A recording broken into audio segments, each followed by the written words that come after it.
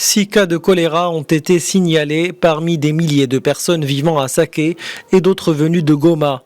Les Congolais qui ont fui l'éruption du volcan Nyiragongo se plaignent non seulement du choléra, mais aussi de la famine, laissant planer dans le pays une sévère crise humanitaire.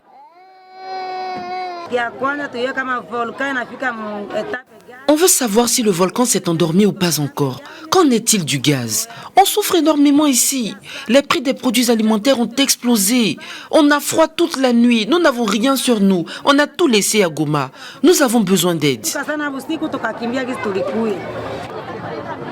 Face au risque d'une éventuelle deuxième éruption du Nyiragongo, les autorités ont réorienté la majorité des habitants de Goma vers la ville de Saké qui aurait accueilli plus de 180 000 déplacés.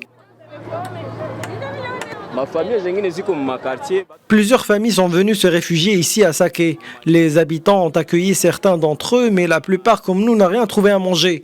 On nous a apporté de l'eau, c'est bien, mais on n'a rien à se mettre sous la dent. On est fauché, on ne peut pas acheter de la nourriture. Les mauvaises conditions sanitaires telles que l'insuffisance d'approvisionnement en eau, le manque de toilettes ou de matériel d'hygiène pourraient favoriser l'apparition des cas de choléra dans la région.